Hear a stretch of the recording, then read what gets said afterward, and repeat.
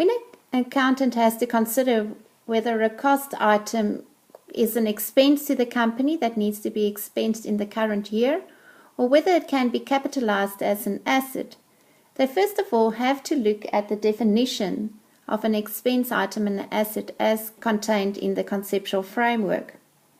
Now, the conceptual framework has the definitions and recognition criteria for 5 of the main elements in the financial statements, being assets, liabilities, equity, income, and expenses. So the first question that the accountant will consider is whether that cost item adheres to the definition or meets the criteria of an asset. Now, if we look at the conceptual framework, we'll see that an asset is defined as a resource controlled by the entity as a result of past events and from which future economic benefits are expected to flow to the entity. So in that definition, we can see that an asset has 3 essential characteristics. First of all, future economic benefits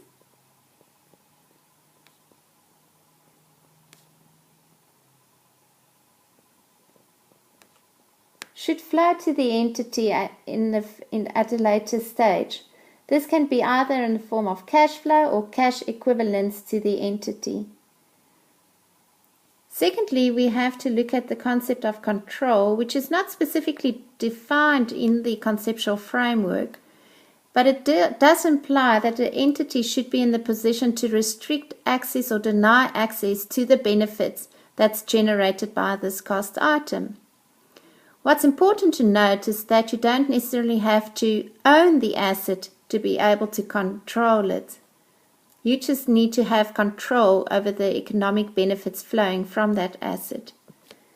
The third characteristic is that the asset had to come into existence as a result of past events. So not something happening in the future, but the transaction already had to take place in the past. So if we look at a cost item and it meets the criteria or the characteristics of an asset, so we're convinced that we control the future economic benefits and it's a result of a past event, that cost item might qualify to be an asset. But before making the final decision, we also have to consider whether it's justified if the cost is recognized or capitalized as an asset. The treatment of a cost item as an asset will only be justified if we, as mentioned on the first slide, we've got control over that item and that it's probable that future economic benefits will flow to the organization or the entity. And then lastly, whether we can measure the costs reliably, a reliable measurement.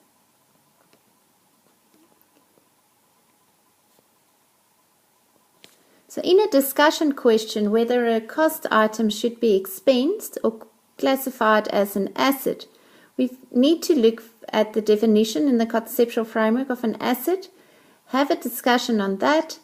If it meets the criteria according to the conceptual framework, we also have to consider then whether it's justified to capitalize the cost.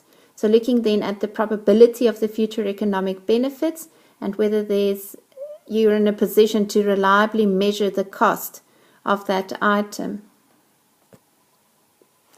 Decisions by management and the board of directors to capitalize costs merely to improve their bottom line of the company, the profit figure, it's normally not a good business case to capitalize the cost.